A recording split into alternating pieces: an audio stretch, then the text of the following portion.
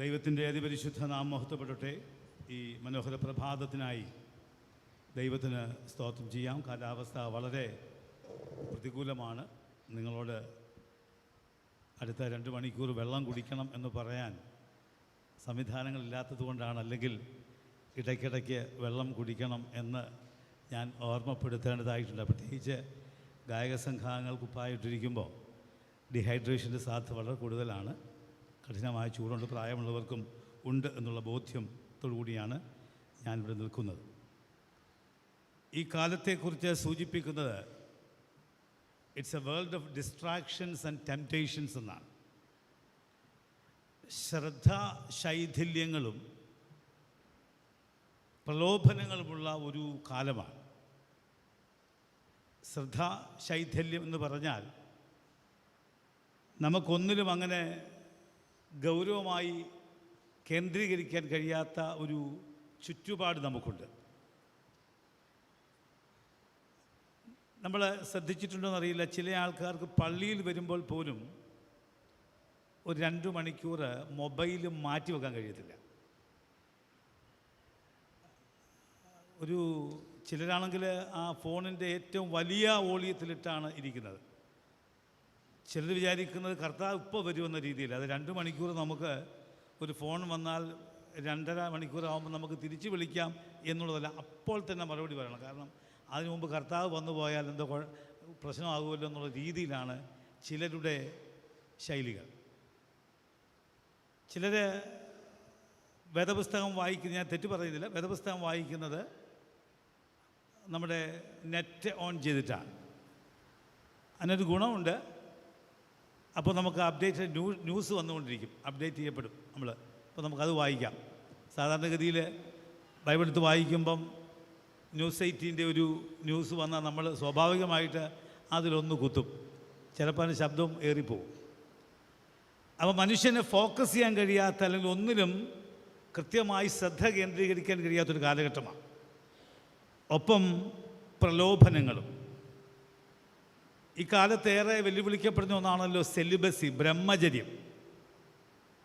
അതിന് കാരണം ബ്രഹ്മചര്യത്തിൻ്റെ കാലം അവസാനിച്ചുവെന്ന് പലരും വിളിച്ചു പറയുന്നതിന് കാരണം ബ്രഹ്മചര്യം ആരംഭിച്ച കാലഘട്ടത്തിലെ സിറ്റുവേഷനിലല്ല ഇപ്പോൾ നമ്മളുടെ ലോകം. സന്യാസം എന്ന് പറയപ്പെടുന്നത് ഒരു പ്രത്യേക ഇടത്തേക്ക് നമ്മൾ വരികയും അവിടെ ഇരുന്ന് ലോകത്തിൻ്റെ ബന്ധങ്ങളില്ലാതെ പ്രാർത്ഥിക്കുകയും ചെയ്യുക. അതുകൊണ്ടാണ് ഇന്ന് നമ്മൾ പല ആരാധനാ പുസ്തകങ്ങളിലെയും പ്രാർത്ഥനകളൊക്കെ 100, 400, 500 വർഷം മുമ്പ് ചർച്ച് ഫാദേഴ്സ് എഴുതിയ പ്രാർത്ഥന അർത്ഥവ്യാപ്തിയോടെ ഇന്നും കൊണ്ടുപോകുവാൻ കാരണം അവരത് ചമച്ച സമയവും അവരുടെ രീതികളും അത് ചമയ്ക്കുമ്പോൾ അവരിലുണ്ടായിരുന്ന ദൈവിക ഭാവവുമാണ്. ഇന്നതില്ല എന്നുള്ളത് വളരെ പ്രധാനപ്പെട്ടതാണ്.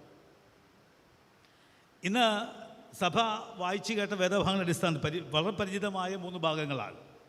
അതിൻ്റെ അടിസ്ഥാനത്തിൽ നമ്മോട് പറഞ്ഞിരിക്കുന്ന ട്രൂ വേർഷിപ്പ് ദാറ്റ് ലിബറേറ്റ്സ്, വിമോചിപ്പിക്കുന്ന യഥാർത്ഥ ആരാധന എന്താണ്? അപ്പോൾ സ്വാഭാവിക ചോദ്യമുണ്ട്, ശരിക്കും ആരാധന വിമോചനത്തിനുള്ള മാർഗമാണോ? വിമോചനം ആരാധനയിലുണ്ടോ?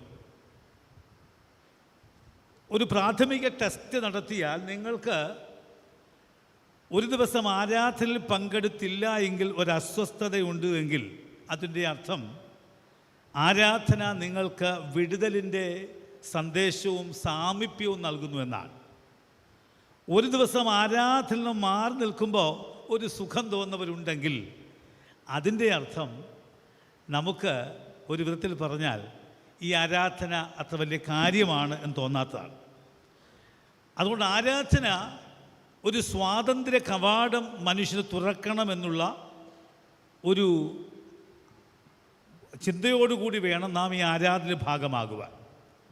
ഇപ്പോൾ സ്വാഭാവികമായിട്ടും 2 തരത്തിലെ ആരാധന നമുക്ക് ലോകത്ത് കാണാം. ഒന്ന് മ്യൂർ റിച്വലിസ്റ്റിക് ഒബ്സർവൻസ്, വളരെ ആചാരപരമായ ചില പ്രകടനങ്ങൾ, അല്ലെങ്കിൽ സൂപ്പർഫിഷ്യൽ ഡിസ്പ്ലേ ഓഫ് റെവറൻസ്, ഉപരിപ്ലവമായ ഒരു പ്രദർശനം. ഇതൊക്കെ ആരാധനയിൽ ഭാഗമാകാം. ഇപ്പോൾ ചില ആരാധനകളൊക്കെ ഇരുന്നാൽ ചിലർ കൈപൊക്കി ഇങ്ങനെ നിൽക്കുന്ന കാണാൻ മണിക്കൂറുകളോളം. നമ്മുടെ ഇവിടെയൊക്കെ വന്ന ആരും അങ്ങനെ കൈപൊക്കി നിൽക്കാറില്ല, ഇല്ലേ, ബഹളം വെക്കാറില്ല. അതിൻ്റെ അർത്ഥം അവരുടെ ഹൃദയത്തിൽ ആരാധനയുടെ ആത്മാവില്ല എന്നുള്ളതല്ല. ചിലരൊക്കെ ഉപരിപ്ലവമായ പ്രകടനം കാണിക്കുകയും പ്രദർശനം കാണിക്കുകയും ആചാരപരമായ പ്രകടനം കാണിക്കുകയും ചെയ്യുമ്പോൾ അത് ആരാധനയാണ് എന്ന് പൂർണ്ണമായിട്ടും നമുക്ക് പറയാനായിട്ട് കഴിയുകയില്ല. മൗനമായി പ്രാർത്ഥിക്കുക തെറ്റാണ് എന്നും നമുക്ക് സാധൂകരിക്കാൻ കഴിയുകയില്ല. പക്ഷെ ഒന്ന് വളരെ വ്യക്തമാണ്, true worship will liberate us. യഥാർത്ഥ ആരാധന നമുക്കൊരു വിമോചനം സാധ്യതമാക്കും. അതുകൊണ്ട് ബാഹ്യ ആംഗ്യങ്ങൾക്കപ്പുറമായി ഹൃദയത്തോട് ഇടപെടുന്ന, അല്ലെങ്കിൽ സൃഷ്ടിതാവിനോടുള്ള ബഹുമാനത്വയും ആദരവിനെയും കാണിക്കുന്ന ഒരു പ്രകടനമാണ് ആരാധനയ്ക്ക് ആധാരം. ഇപ്പോൾ നമ്മുടെ CSIയുടെ ആരാധനയിൽ നമ്മളെപ്പോഴും പാട്ടുകൾ പാടുമ്പോൾ നമുക്കൊരു പ്രത്യേക ആവേശമാണ്. എനിക്ക് തോന്നുന്നില്ല മറ്റൊരു സഭയ്ക്കും അങ്ങനെ ഒരു ആവേശം പാട്ട് പാടുമ്പോൾ ഉണ്ടാകുമെന്ന് എനിക്ക് തോന്നാറില്ല. ചിലർ പറയാറുണ്ട് CSIക്കാർ വലിയ പാട്ടുകാരാണെന്ന്. സത്യം പറഞ്ഞാൽ തെറ്റാണ്. CSIക്കാർ പാട്ടുകാരൊന്നുമല്ല. ഓർത്തഡോക്സുകാരെ പോലെയും കത്തോലിക്കരെയും പോലെയുള്ളൂ CSIക്കാരുടെ പാട്ട്. പക്ഷെ എന്താ വ്യത്യാസം എന്നറിയാമോ? നമ്മളറിയാതെ എല്ലാ ദിവസവും ഒരു സംഗീത പരിശീലനം ഈ പള്ളിക്കകത്ത് നടക്കുന്നുണ്ട്. നമ്മുടെ ഈ പാട്ടുകളൊക്കെ ഒരു നൊട്ടേഷൻ ബേസ്ഡ് ആണ്, രാഗ അടിസ്ഥാനത്തിലാണ്. അത് മലയാളമായാലും ഇംഗ്ലീഷായാലും. അപ്പോൾ പാട്ട് പാടുമ്പോൾ താഴെ കിടന്ന ഒരു നോട്ടിൽ നിന്ന് മേളിലേക്ക് ചാടുകയും മേളിൽ നിന്ന് താഴേക്ക് വരികയും മേളിൽ നിന്ന് വശങ്ങളിലേക്കുമൊക്കെ പെട്ടെന്ന് മാറുമ്പോൾ അത് വളരെ പരിചിതമായി വരുമ്പോൾ അത് സംഗീതമാണ്. അതുകൊണ്ടാണ് കോർപ്പറേറ്റ് വർഷിപ്പിൽ നമുക്ക് അങ്ങനെ അത് പ്രത്യേകിച്ച് ജനിച്ചു വളർന്ന കുട്ടികൾക്ക് അത് അല്പം കൂടി വശമാണ്. എന്നാൽ ഇതിനകത്ത് ജനിക്കാത്തവർക്ക് എത്ര വിചാരിച്ചാലും ആ പിടിച്ച പിടി ശബ്ദം നിൽക്കുകയില്ല. അതൊരു സത്യാവസ്ഥയാണ്. പിടിക്കകത്ത് ശബ്ദം നിൽക്കുകയില്ല.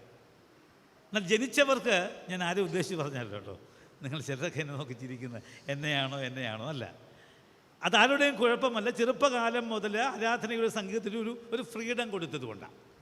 പക്ഷെ നമ്മളെ സംബന്ധിച്ചൊരു ഫ്രീഡമുണ്ട്, ആ നോട്ടിനകത്തൊരു ഫ്രീഡമുണ്ട്, അത് നമ്മൾ ഉപയോഗിക്കുന്നുമുണ്ട്. അപ്പോൾ അതുകൊണ്ടാണ് CSIക്കാർ പാട്ട് പാടുമെന്ന് പറയുന്നത്. അല്ലാതെ അമാനുഷികതയൊന്നും CSIക്കാർക്കില്ല. ഇതിനകത്ത് തന്നെ വാ തുറന്ന മാക്കോ എന്ന് പാടുന്ന എത്രയോ പേരുണ്ട്. ഇതിനകത്ത് തന്നെ ഉണ്ട്. ഇതിനകത്ത് ജനിച്ചു വളർന്ന് 16 വർഷം കഴിഞ്ഞ് 26-ാം വയസ്സ് കെട്ടിച്ച് വിട്ടിട്ടും മേക്കോ എന്നൊരു വാക്ക് പാട്ട് പാടാൻ കഴിയാത്തവരുടെ അർത്ഥം അവർ വന്ന് മൗനമായി ഇരുന്നിട്ട് പോയതുകൊണ്ടാണ്, പാട്ട് പാടാൻ ശ്രമിക്കാഞ്ഞതുകൊണ്ടാണ്. എൻ്റെ വിഷയം അതല്ലല്ലോ. അപ്പോൾ ബാഹ്യ ആംഗ്യങ്ങൾക്കപ്പുറമായി ആരാധനയ്ക്ക് ദൈവത്തോടുള്ള ബഹുമാനവും ആദരവും കൊടുക്കുന്ന ചില ഇടങ്ങളാണ്. അത് ഹൃദയത്തിൽ നിന്നും ഉയരുന്നതാണ്. സെയിൻറ്റ് അഗസ്റ്റിൻ എന്ന ആത്മീയ ധനികനായ മനുഷ്യൻ്റെ വാചകമുണ്ട്, true worship is the offering of own self. യഥാർത്ഥ ആരാധന എന്ന് പറയപ്പെടുന്നത് ഒരുവനെ തന്നെ സമർപ്പിക്കുകയാണ്. ഇപ്പം 2 കാര്യം കൊണ്ട് അദ്ദേഹം കൂട്ടിച്ചേർക്കുന്നു: surrendering all that we are and all that we have. നമുക്കുള്ളതിനെ എല്ലാം സമ്പൂർണ്ണമായി സമർപ്പിക്കുന്നത് ആരാധന. ഞാൻ ചേർത്ത് പറയട്ടെ, true worship is the offering of own self, surrendering all that we are and all that we have.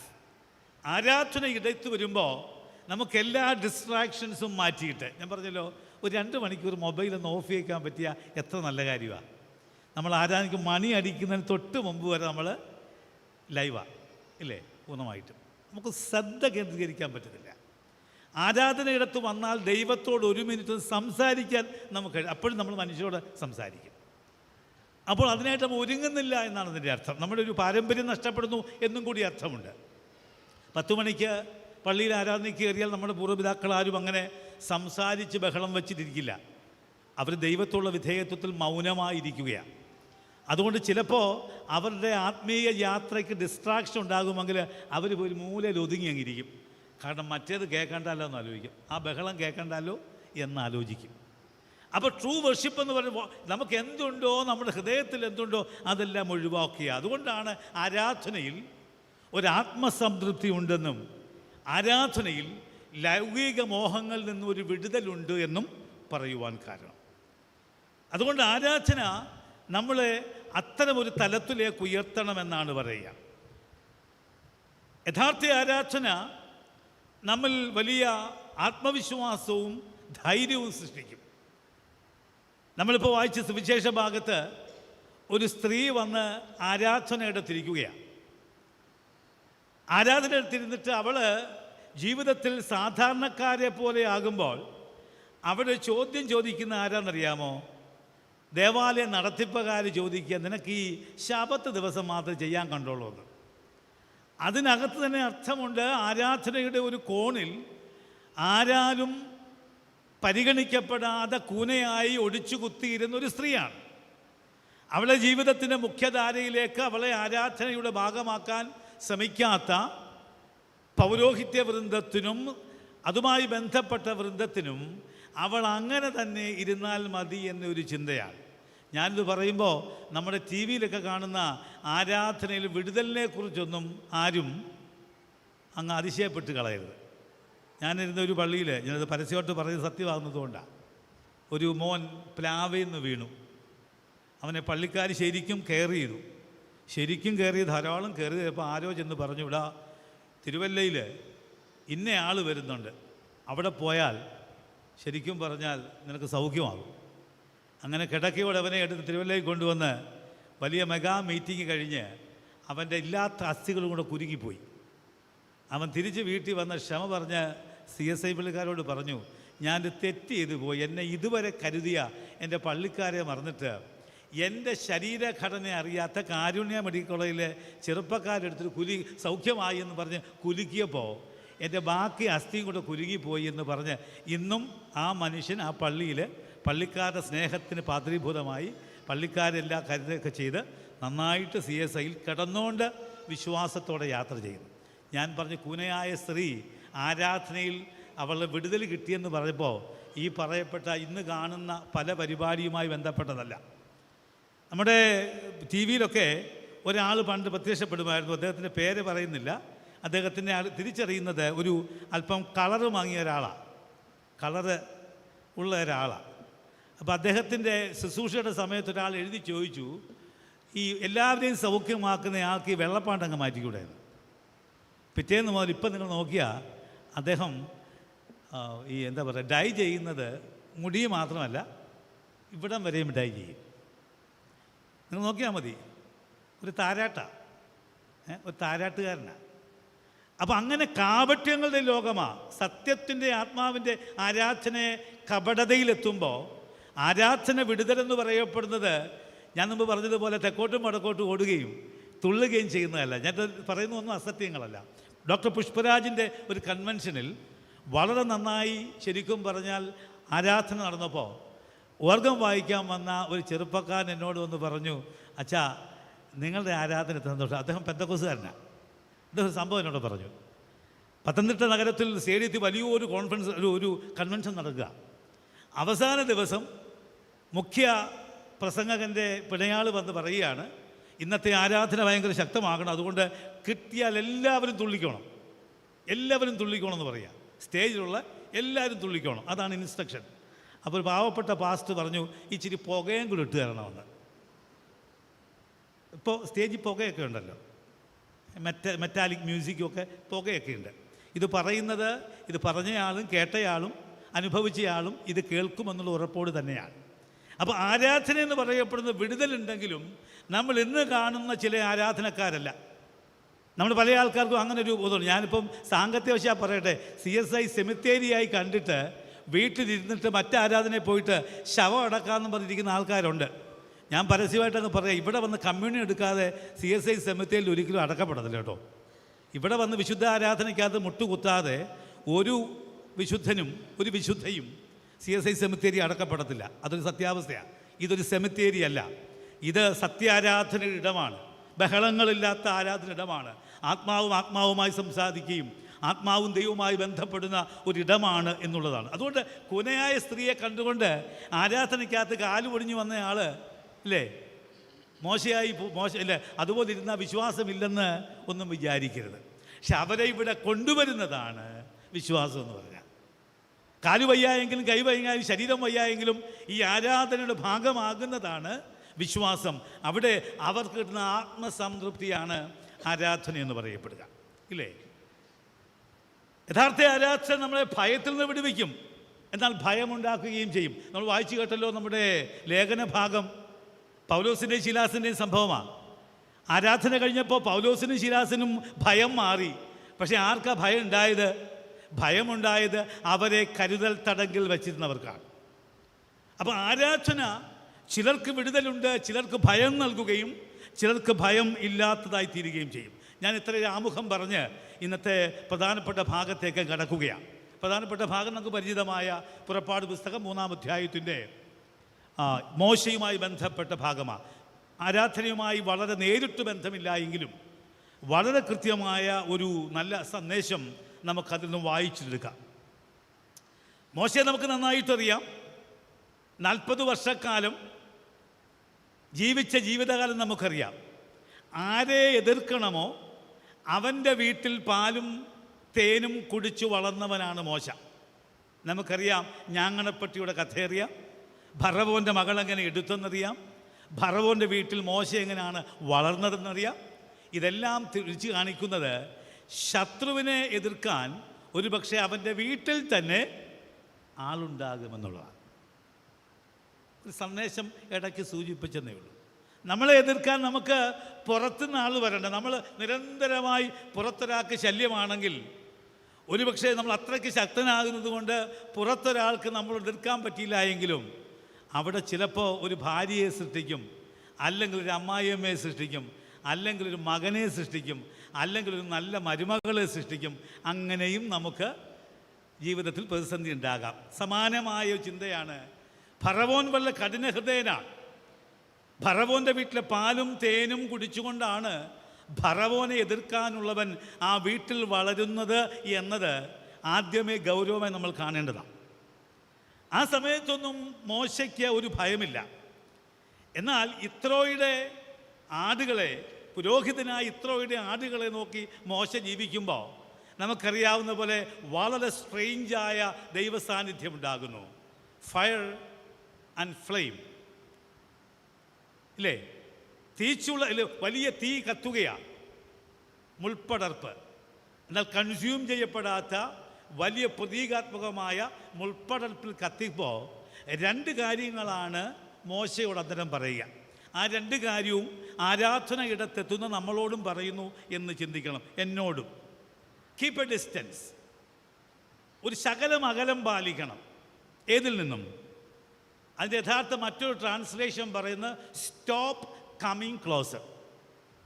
ദൈവത്തിൻ്റെ പ്രസൻസിൽ വരുമ്പോൾ we need to keep a distance. ആ ഡിസ്റ്റൻസിന് കാരണം നമ്മുടെ ഭക്തിയും ദൈവത്തിൻ്റെ വിശുദ്ധിയുമായുള്ള അകലമാണ്. ആ വലിയ ഗ്യാപ്പ് സൂക്ഷിക്കണം എന്ന് പറയുവാനുള്ള കാരണം. അല്പം കൂടി പറഞ്ഞാൽ, make God great and you become small and you be small. ദൈവത്തെ വലിയ ആളാക്കുക, നീ ചെറിയ ആളാകുക എന്ന ഒരു സന്ദേശമാണ് സ്റ്റോപ്പ് കമ്മിങ് ക്ലോസർ എന്ന ഒരാശയത്തിലൂടെ ഒരു പക്ഷേ മോശയോട് പറയുക.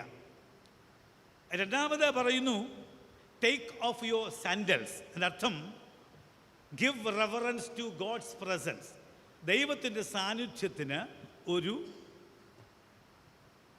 പ്രസക്തി കൊടുക്കത്തക്ക തരത്തിൽ നീ ചെരുപ്പുകളെ ഊരണമെന്നാണ്. നമ്മുടെ വലിയ പള്ളികളിലൊക്കെ, വലിയ പള്ളികൾ എന്ന് പറഞ്ഞാൽ ഉത്തരവാദിത്വം, ഒരു വലിയ സമ്പത്ത് കൊണ്ടും അനുഗ്രഹങ്ങൾ കൊണ്ടുമൊക്കെ വളരെ വലിയ ആൾക്കാർ, അവരാരും ചെരുപ്പ് പുറത്തിടാറില്ല.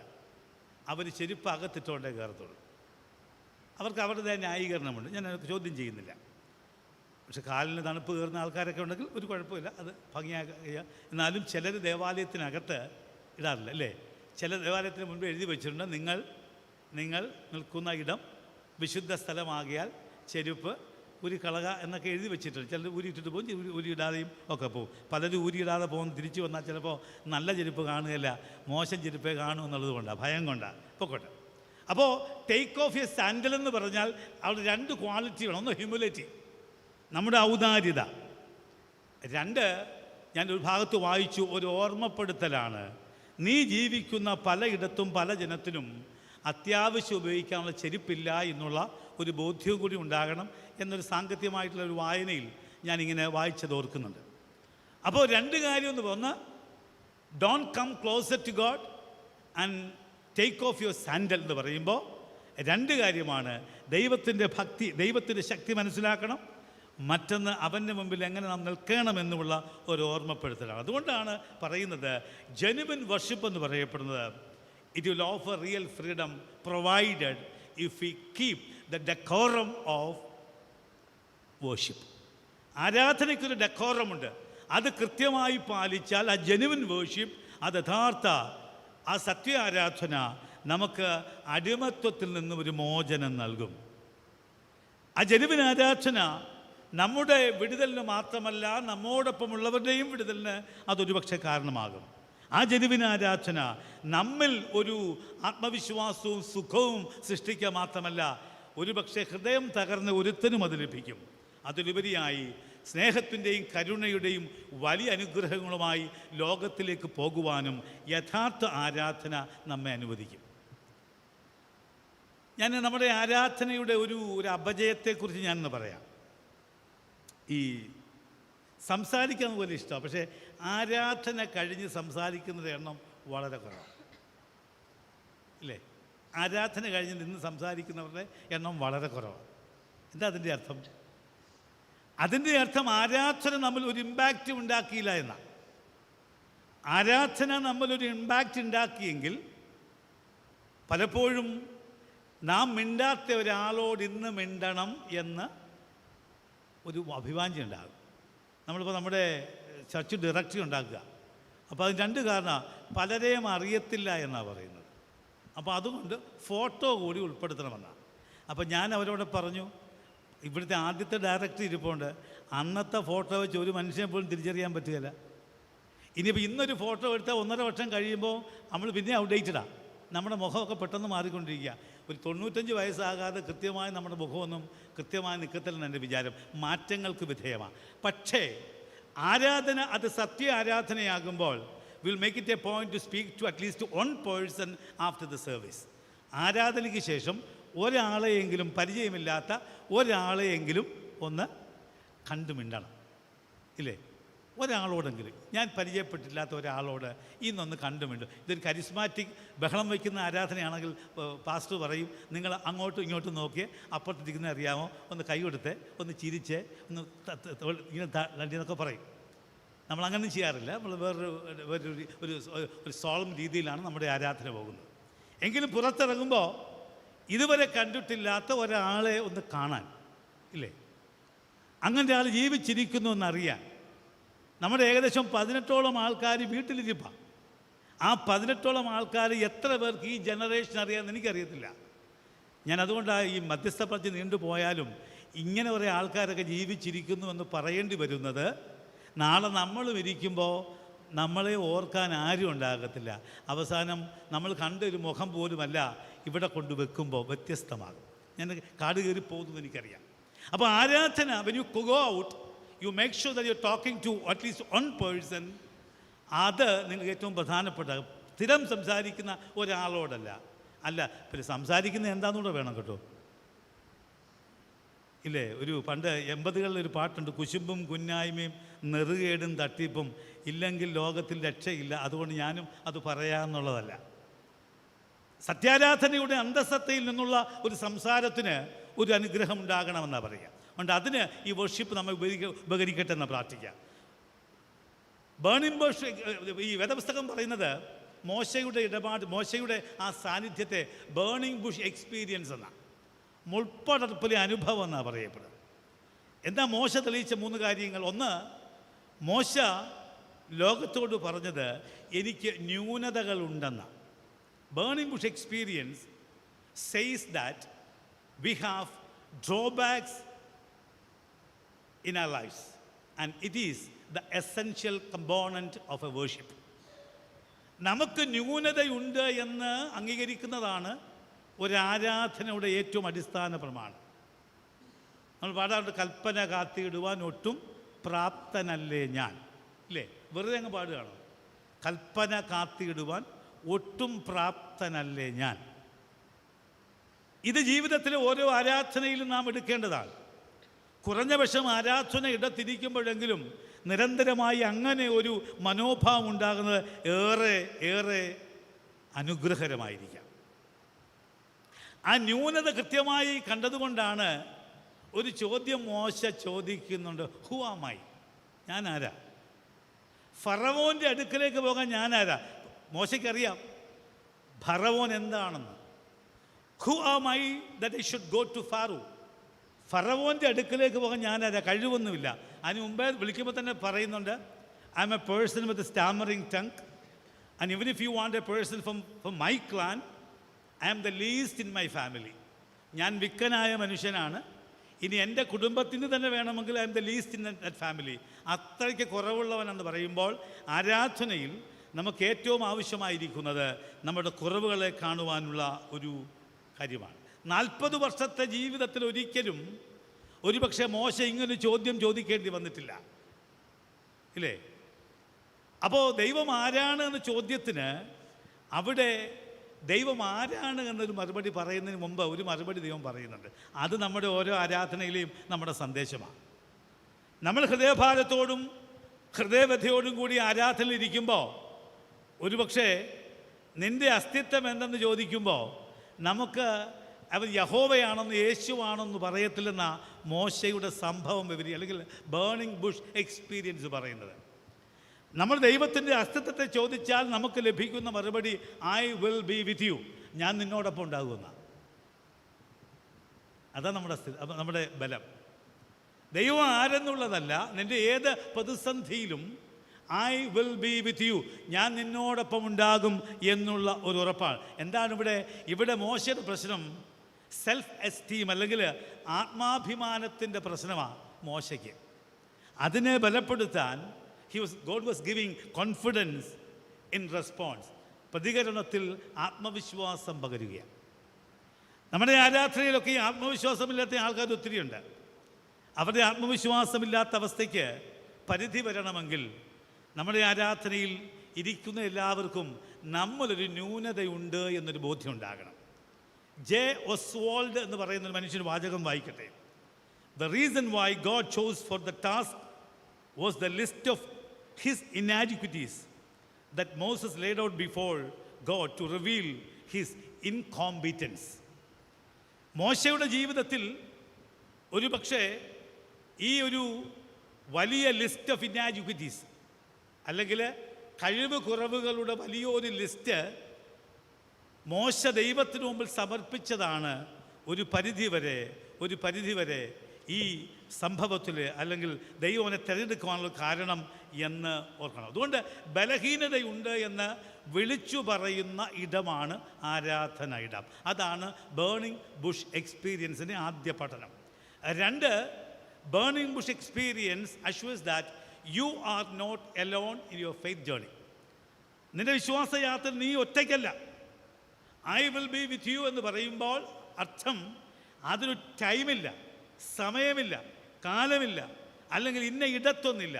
നീ എവിടെ പോകുന്നു, wherever you go and whatever you do, എന്തു ചെയ്യുന്നോ എവിടെ പോകുന്നോ അവിടെയെല്ലാം ഈ ദൈവത്തിൻ്റെ പ്രസൻസ് ഉണ്ടാകും എന്നാണ്. മോശയോട് പറഞ്ഞു, നീ എവിടെ പോയാലും ഈ അഷുറൻസ് കൃത്യമായി ഏറ്റെടുക്കുക, ഉറപ്പെടുക്കുക, I will be with you. അതിൻ്റെ അർത്ഥം God will accompany you on every step of the way. ജീവിതത്തിൻ്റെ ഏതവസ്ഥയിലും അവൻ നമ്മോടൊപ്പം ഉണ്ടാകും. വേദപുസ്തകം പറയുന്നു that assurance transformed the entire perspective of Moses. ആ ഒറ്റ ഉറപ്പ് മോശയുടെ സകല വീക്ഷണങ്ങളെയും മാറ്റിമറിച്ചു. അവന് ഭയം മാറി, അവൻ ശക്തനായി. ദൈവസാന്നിധ്യത്തിൽ മോശയുടെ വീക്ഷണത്തിൻ്റെ രൂപാന്തരം കൊണ്ട് അവൻ്റെ ഭയം പുറത്താക്കി, ഫറവോനെ എതിർക്കാൻ ശക്തനായി, അനീതിയെ നേരിടാൻ ബലപ്പെട്ടു. ഇസ്രായേല്യർക്ക് സ്വാതന്ത്ര്യമെന്ന ആ അഭിവാഞ്ചയ്ക്കായി അവരോടൊപ്പം യാത്ര ചെയ്യാൻ മോശയ്ക്ക് സാധ്യമായതിന് കാരണം എന്ന് പറയപ്പെടുന്നത് ഈ ബേണിംഗ് ബുഷ് എക്സ്പീരിയൻസ് ആണ്. പറഞ്ഞു, in your faith journey you are not alone, നീ ഒറ്റയ്ക്കല്ല എന്നൊരു ചിന്ത. മൂന്നാമത്തെ ചിന്ത, ഈ ബേണിംഗ് ബുഷ് എക്സ്പീരിയൻസ് പറയുന്നത് there is an unchanging nature of God. ദൈവത്തിൻ്റെ ഒരു മാറ്റമില്ലാത്ത ഒരു അവസ്ഥാന്തരമുണ്ട്. ആ മാറ്റമില്ലാത്ത അവസ്ഥാന്തരം പലപ്പോഴും നമ്മൾ അനുഭവിച്ചവരാണ്. അത് ആരാധനയിൽ മാത്രമല്ല, നമ്മുടെ ജീവിതത്തിലെല്ലാം നമ്മൾ ഇത് തിരിച്ചറിയുക, ഇല്ലേ? അതുകൊണ്ടാണ് മോശ അടുത്തപ്പോൾ ചോദ്യം ചോദിച്ചു, നീ ആരാണ്? അപ്പോൾ പറഞ്ഞ മറുപടി 3:14 എഴുതിയിട്ടുണ്ട്. ഹീബ്രുവിൽ ഇങ്ങനെ, എഹായേ അഷീർ എഹായേ, I am who I am. ഒരുമാതിരി കൺഫ്യൂസ് ലാംഗ്വേജാണ്. ഞാനാകുന്നവൻ ഞാനാകുന്നു എന്ന മലയാളത്തിൽ, ഇല്ലേ? ആ ഡിവൈൻ ചോക്കെന്ന് പറയുന്നു, നിൻ്റെ ജീവിതത്തിൽ നിന്നെ ജനനത്തിൻ്റെ അല്ലെങ്കിൽ നിന്നെ ഉരുവാക്കിയ നിമിഷം മുതൽ ഇന്ന് വരെയുള്ള യാത്രയിൽ സ്ഥിരമായി കൂടെ യാത്ര ചെയ്യുന്ന ഒരു അസ്തിത്വമുണ്ട്. അത് പറയുന്നത് ഗോഡ് ഹാസ് എ കോൺസിസ്റ്റൻ്റ് ക്യാരക്ടർ. വളരെ സ്ഥിരമായ അല്ലെങ്കിൽ ഒരിക്കലും മാറ്റമില്ലാത്ത ഒരവസ്ഥയുണ്ട്. നിന്നെ ഞാങ്ങണപ്പെട്ടിയിൽ നിന്നും കരിയാത്ത മുൾപടർപ്പ് വരെ കൊണ്ടുവന്ന ഒരു സത്യമുണ്ട് എന്ന് പറയുക. പറഞ്ഞു ദൈവത്തിൻ്റെ സാന്നിധ്യം, it's above space, it above time and it above human comprehension. മനുഷ്യൻ്റെ തലച്ചോറിന് പോലും അവൻ്റെ സാന്നിധ്യത്തിൻ്റെ തിരിച്ചറിവ് ഉണ്ടാകാൻ പാടില്ല. അതുകൊണ്ടാണ് അൽഫ ഒമേഗ എന്ന ഒരു പ്രയോഗം നമുക്കറിയാലോ. അവൻ അൽഫയാകുന്നു, ഒമയാകുന്നു, എഴുതി വെച്ചിട്ടുണ്ട്. അവൻ അൽഫയാകുന്നു, ഒമേഗയാകുന്നു. ശ്രദ്ധിച്ചിട്ടുണ്ടോ എന്നറിയില്ല. 2 കുനുക്ക് വരകളെന്നല്ല അതിൻ്റെ അർത്ഥം. അവൻ അൽഫയും ഒമേഗയുമാകുന്നു, ആദിയും അന്തവുമാകുന്നു. കോൺസ്റ്റൻ്റാണ്, കൺസിസ്റ്റൻ്റാണ്. He's all the time travelling with us, he's sympathising with us, he's always that comfort us, give confidence. എല്ലാം കൊടുക്കാൻ അവൻ ശക്തനായി കൂടെ യാത്ര ചെയ്യുന്നു എന്നാണ്. സെയിൻ്റ് അഗസ്റ്റിൻ എന്ന സ്വാത്വികൻ പറഞ്ഞ വാചകമുണ്ട്, God is immutable perfection. Simple വാക്കാണ്. God is immutable perfection. എന്താ അർത്ഥം? മാറ്റമില്ലാത്ത പൂർണ്ണതയാണ് ദൈവം. വർഷങ്ങൾക്ക് മുമ്പ് സ്വാത്വിക ഭാവമല്ല, സ്വാത്വികനായി ജീവിച്ച് അനേക പ്രാർത്ഥനകളും തൻ്റെ എഴുത്തുകൾ കൊണ്ട് ക്രൈസ്തവ ലോകത്തെ ധന്യമാക്കിയ അനുഭവത്തിൽ നിന്നും അഗസ്ത്യൻ പറയാ, ഗോഡ് ഈസ് ഇമ്മ്യൂട്ടബിൾ പെർഫെക്ഷൻ. അതിൻ്റെ ചുവട് പിടിച്ചുകൊണ്ട് ഘാനയിലെ ഒരു എഴുത്തുകാരി ലൈല ഗിഫ്റ്റി അക്കിത്ത എന്ന ഒരു സ്ത്രീ ഒരു വാചകം പറഞ്ഞിട്ടുണ്ട്. അതും കൂടെ പറഞ്ഞ് അവസാനിപ്പിക്കാം. ആ ലൈല അക്കിത്തയുടെ വാചകം എങ്ങനെയാണ്? God is unchangeable, word is unchangeable, his mercies are new on every morning. ഞാൻ ആവർത്തിക്കുക, God is unchangeable, his word is unchangeable and his mercies are new every morning. ഈ ലൈല ഗിഫ്റ്റി അക്കിത്തായുടെ വാക്കുകളെ കടമെടുത്തിട്ടാണ് നമ്മുടെ കുഞ്ഞുങ്ങൾക്കറിയാവുന്ന ഒരു പാട്ട് നിങ്ങൾക്കറിയാമല്ലോ. ഏതാ പാട്ട്? സൺഡേ സ്കൂളിൽ പഠിപ്പിച്ചിട്ടുണ്ടാകും. ഏതാ?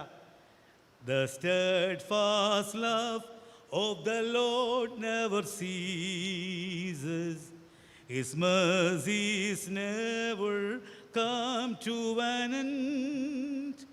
They are new every morning, new every evening. Great is thy faithfulness, O Lord. Great is thy faithfulness. കുഞ്ഞുങ്ങൾക്കറിയാമോ? പാടാമോ? The steadfast love of the Lord never ceases, His mercies never come to an end. They are new every morning, new every evening. Great is thy faithfulness, O Lord. Great is thy faithfulness. ഞാനാകുന്നവൻ ഞാനാകുന്നു എന്ന് പറഞ്ഞാൽ അവൻ അൽഫ മുതൽ അൽഫയാകുന്നു, ഒമേഗയാകുന്നു. ജീവിതത്തിലെ എല്ലാ നാളുകളിലും ഈ burning bush experience ഓരോ ആരാധനയിൽ നിന്നും സ്വാംശീകരിച്ച് പോകുവാൻ ദൈവം നമ്മെ സഹായിക്കട്ടെ എന്ന് ആത്മാർത്ഥമായി പ്രാർത്ഥിക്കാം. നാം കേട്ടതുപോലെ ആരാധന കുറവുകളെ ചൂണ്ടിക്കാണുന്ന ഇടമാകട്ടെ. ആരാധന നിൻ്റെ ജീവിതയാത്ര ഒറ്റയ്ക്കല്ല എന്ന ബോധ്യം നൽകട്ടെ. ആരാധന അവൻ്റെ അൺചേഞ്ചിങ് ക്യാരക്ടർ, അനിത്യമായ കൂടെ യാത്ര ചെയ്യുന്ന ആ ദൈവസാന്നിധ്യം എല്ലാ പ്രഭാതങ്ങളിലും സന്ധ്യകളിലും നമ്മോടൊപ്പം ഉണ്ടാകുന്ന ദൈവസാന്നിധ്യത്തിൻ്റെ ഉറപ്പാകട്ടെ. ഈ വലിയ ദൈവവചനത്താൽ ദൈവം നമ്മെ സഹായിക്കട്ടെ, അനുഗ്രഹിക്കട്ടെ. ഇപ്പോൾ പിതാവായ ദൈവത്തിനും പുത്രനാം ദൈവത്തിനും പരിശുദ്ധാത്മാവായ ദൈവത്തിനും സകല ബഹുമാനവും സദാകാലവും ഉണ്ടായിരിക്കും.